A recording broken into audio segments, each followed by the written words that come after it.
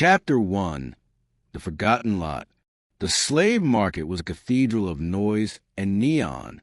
Dozens of alien tongues competed in the air, their guttural barks and high-pitched trills echoing off the steel arches of the orbital bazaar.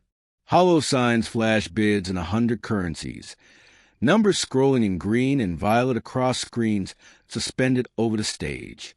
The smell of too many species lingered, spiced oils, burning ozone, and the sour tang of fear from the cages that lined the platform. Captain Rian Holt pushed through the press of bodies, his boots clanging against the grated walkway. His coat, scuffed leather patched with synthread, brushed against the iridescent scales of Trelick's merchant who hissed at him but made space. Humans weren't common here, but they weren't unheard of either. Most kept to the fringe worlds where they could scrape by without drawing attention. Rian was no different, except for the fact that he hadn't yet learned how to stay invisible. Lot 17, Corellan female, intact, no mutations, the auctioneer cried, his forearms gesturing dramatically. A dozen buyers leaned forward. The gavel cracked, credits exchanged, and handlers dragged the cage away.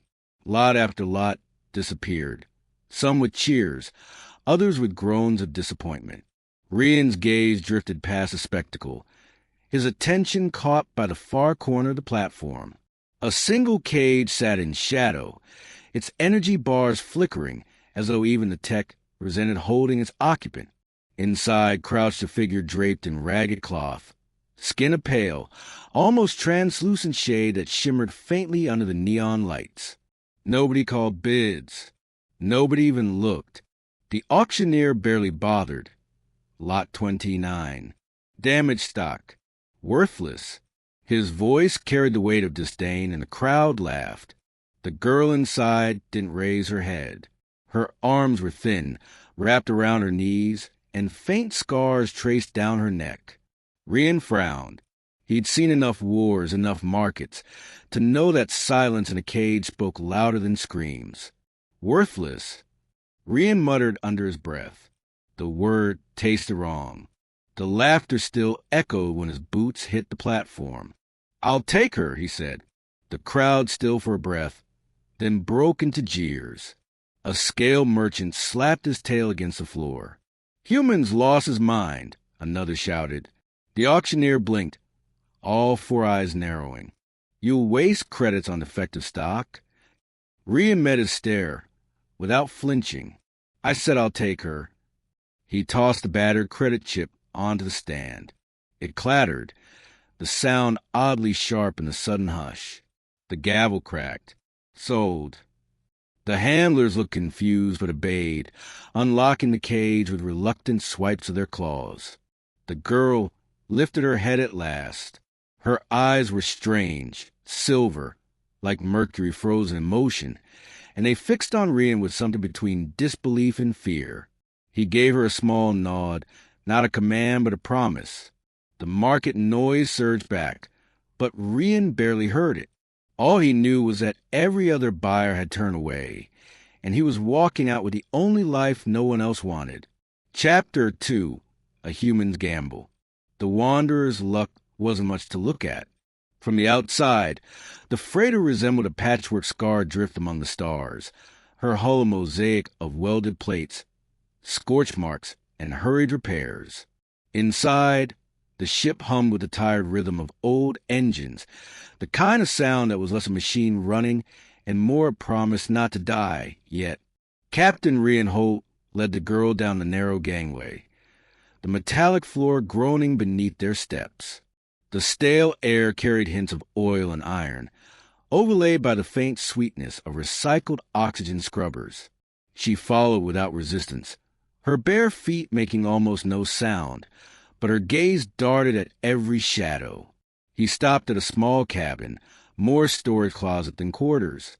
A folded blanket lay on the bunk, and a dim light strip flickered above. "Not much," he admitted, scratching the back of his neck, "but it beats a cage." The girl's silver eyes swept over the room, then back to him. "Why?" Her voice was soft, yet sharp with suspicion. Rian blinked. "Why what?" Why waste credits? She asked. Her hands tightened around the tattered cloth she wore. They told you I was worthless. You saw it, and still, her words caught in her throat. Still you bought me. He leaned against the doorframe, arms crossed. Because humans don't leave people behind. That's why. She tilted her head, studying him like he was speaking nonsense. People? I am not your kind. Doesn't matter. His tone was steady, but not unkind. I don't care what you are. You're someone. That's enough. For a long moment, silence stretched between them, broken only by the steady thrum of the ship's reactor deep below. Her gaze fell to the floor, her lips pressing into a thin line, as if she wanted to argue but couldn't summon the strength. Rian cleared his throat. Hungry? The question startled her. Hunger was a universal language. Her eyes flickered, betraying the truth before she could mask it. Rian motioned for her to follow. They wound to the narrow corridors until they reached the mess hall, a cramped space with a scar table, a humming food dispenser, and one flickering hollow of Earth's oceans pinned to the wall. He keyed the dispenser, and a steaming tray clattered into place. Protein mash, some rehydrated greens, and bread that had seen better days. He set it in front of her. Eat, he said simply. She didn't move at first. Her fingers hovered over the tray as though it might vanish. Then, slowly, she picked up a piece of bread. The first bite was small, careful, but the second came faster, and soon the tray was empty. When she finally looked up, crumbs clinging to her lips, her silver eyes held a flicker of something new, confusion laced with something dangerously close to hope. Rian smiled faintly. Told you. Not a cage. Her voice was little more than a whisper. I have no name you would want. He shrugged. Then I'll call you whatever you choose. Not mine to decide. Her gaze lingered on him, and after a pause she said, Ashen. You may call me Ashen. Rian nodded. Ashen it is. Welcome aboard. And for the first time since the auction, her shoulders eased just slightly, as though the weight of chains had shifted, even if not yet fallen away. Chapter 3, Ashen's Curse. The Wanderer's luck drifted through the velvet dark, her engines pulsing with a low, steady hum that filled every corridor. Ashen sat curled on the edge of her bunk, knees tucked to her chest, watching the light strip above flicker in irregular intervals. Her silver eyes reflected each pulse, like quicksilver trapped in glass. Rian leaned against the bulkhead, arms crossed. You've noticed it, too, he said. Her gaze darted toward him. The ship, it does not like me. He gave a wry grin. Ships don't like anyone. They just keep flying until something breaks. But this, he gestured toward the flickering light. This isn't normal. Ashen's fingers dug into the fabric of her blanket. It is me. I warned you. Rian straightened. Warn me about what? She took a long breath, as though dragging the words out from a place she'd buried deep. My people call it a fracture. When I lose control, machines falter. Lights die. Engines stall. That is why no one would buy me. Her voice dropped to a whisper. That is why they name me worthless. As if to punctuate her confession, the hum of the reactor below deepened, then faltered for half a heartbeat. The ship shuddered. Loose tools clattered from a shelf in the corridor.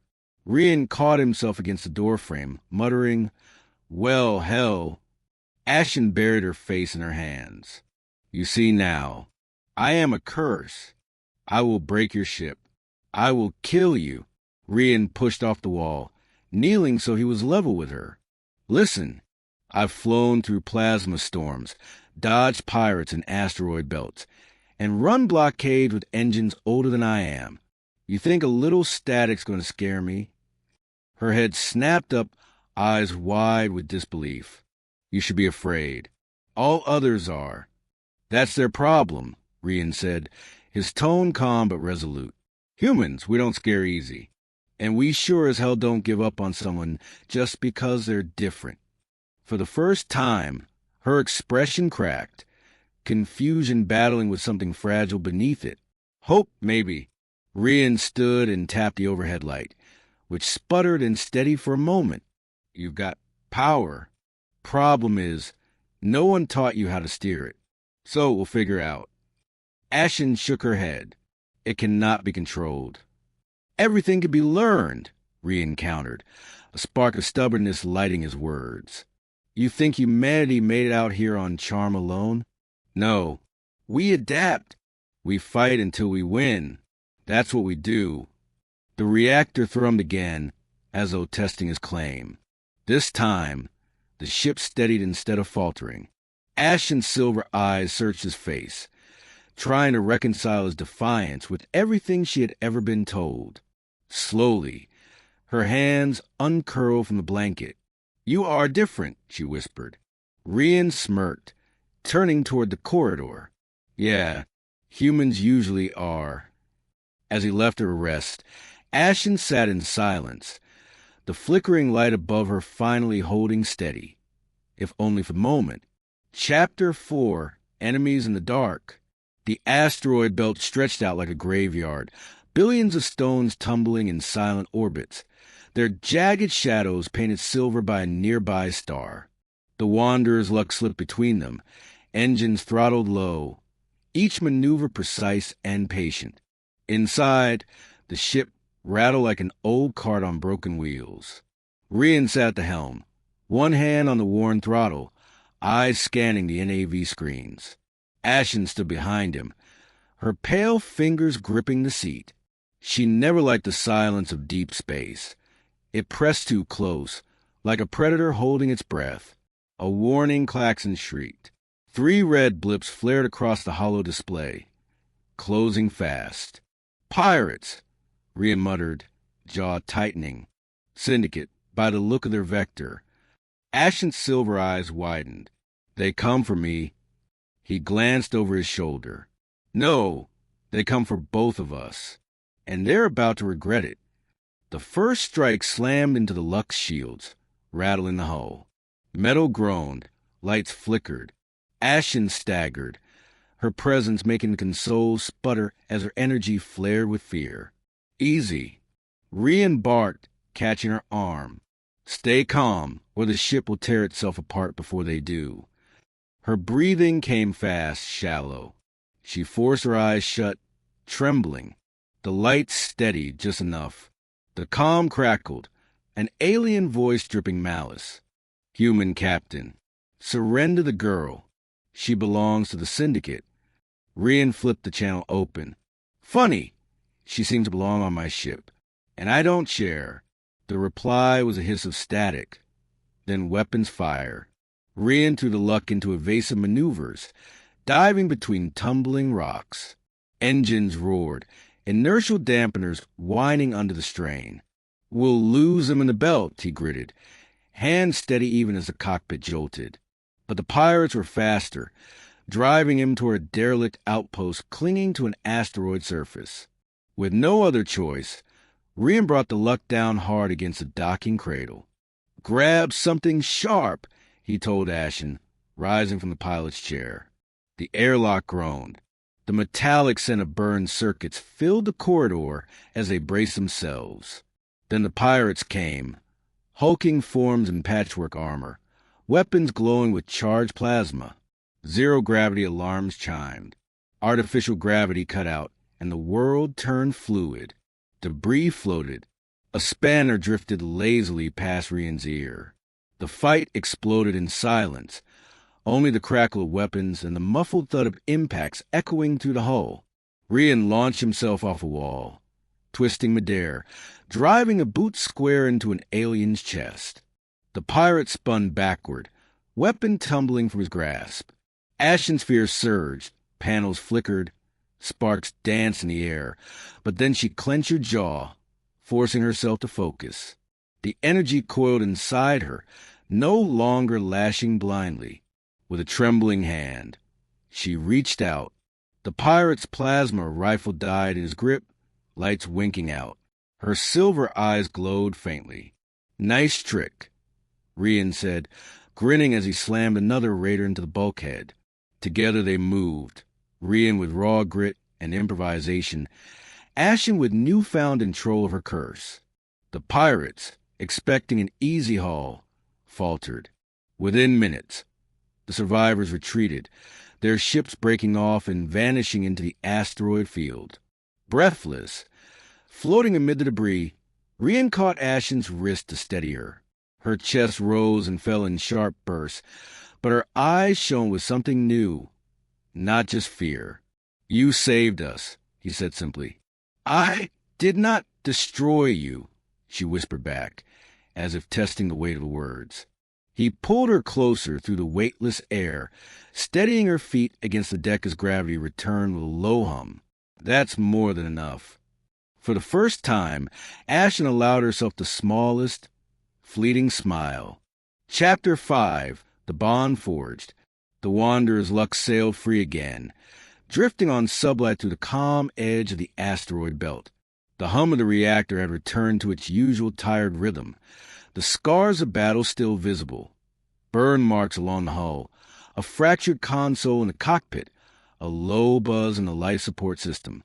Ashen sat by the observation viewport, knees drawn up, silver eyes fixed on the starfield. Out there, the galaxy stretched endless, each spark a world she might never see. For the first time, she looked at them not with despair, but with quiet wonder. Rian approached, carrying 2 dented mugs of stem coffee. The sharp, earthy scent filled the small chamber. He handed one to her. She cradled it, curious, sniffing at the steam. "It's bitter," he warned with a half-grin, "but it keeps you awake on long nights." She sipped carefully, recoiled at the taste, then, after a pause, took another drink anyway. Her lips twitched, almost amused. "Humans willingly drink this?" Rian leaned against the wall. "We've survived worse things than bad coffee." Her gaze lingered on him, studying the way his face carried fatigue but not defeat, scars but not shame. He carried himself like someone who had seen too much and kept walking anyway. The silence stretched, not heavy, but weighted with unspoken questions. Finally, she whispered, "Do you know what it means when one of my kind shares their true name?" Rian shook his head. "No, but I'm guessing it's more than just introduction." Ashen's fingers tightened around the mug. "Names are sacred. A true name is the root of one's soul. To give it is to trust someone with your being." Her voice wavered. "I have not spoken mine since I was cast out." Rian straightened, the hum of the ship suddenly louder in the quiet. "You don't have to," he said gently. "Not unless you want to." Her silver eyes shimmered in the starlight, reflecting both fear and courage. "Leary," she said at last, the word trembling on her lips. "My name is Leary." The sound hummed between them, fragile as glass. Rian let the moment settle, then gave a small nod. "Leary," he repeated, steady as though anchoring it. "Good name." Her breath hitched, a weight lifting from her shoulders she hadn't realized she carried. No mockery, no revulsion, only acceptance. She lowered her gaze, voice softer. "Why do you not fear me? All others do." Rian moved closer, resting one hand lightly on the viewport frame near hers. "Because humans don't measure worth the way others do. We screw up, we fall down, and we get back up. That's what makes us who we are. You're not a curse, Leary. You're a fighter." Her throat tightened. For the first time in years, she felt something warm spread in her chest, a fragile bloom of belonging. Her hand brushed against his on the viewport frame. She didn't pull away. The stars wheeled silently beyond the glass, ancient and endless, while on the cramped observation deck of a battered freighter, a bond stronger than any chain was quietly forged. Chapter 6, The Worth of One. The warning sirens wailed across the Wanderer's luck, their rising howl filling every corridor. Rian slammed a fist against the console as a swarm of red blips appeared on the holo display. Syndicate ships, sleek, angular predators, were fanning into formation, their weapons charging. "They've found us. Ashen, no Leary," said softly. Her silver eyes gleamed in the flickering light, but this time it wasn't fear he saw there. It was resolve. Rian's jaw tightened. Then they picked the wrong day to try. The first barrage struck, shields flaring. The hull rattled violently, loose tools clattering from shelves. Leary staggered, bracing against the console. The ship's systems flickered, the curse stirring, but instead of shrinking from it, she inhaled slowly, forcing her breath to steady. "I can feel the energy," she whispered, hands trembling over control panels. "It is wild, but I think I can guide it." Rian caught her wrist, steadying her. His voice was low. "Steady. Then guide it. Don't fight what you are. Make it yours." Her gaze locked with his, and she nodded. Outside, Syndicate fighters swarmed like carrion birds. Plasma bolts streaked neon across the void, carving gouges into asteroids. Rian threw the luck into evasive maneuvers, engines roaring. But the freighter wasn't built for dogfights. Another strike hammered the shields, and alarm screamed. Shields at 30%. Rian barked. Leary stepped forward, pressing her hands against the console. The lights dimmed, then surged, not with chaos but with rhythm. The hum of the reactor deepened into a steady thrum. Across the holo display, power levels climbed. Her voice was steady now. "I am not breaking the ship. I am stabilizing it." The next volley slammed against the shields and held. The glow brightened, shimmering silver where energy bled into the barrier. Rian grinned, teeth flashing. "That's my girl." The comm crackled with syndicate demands. "Surrender the outcast human and you may live." Rian flicked the comm switch with a snort. "She's not yours to take. She never was."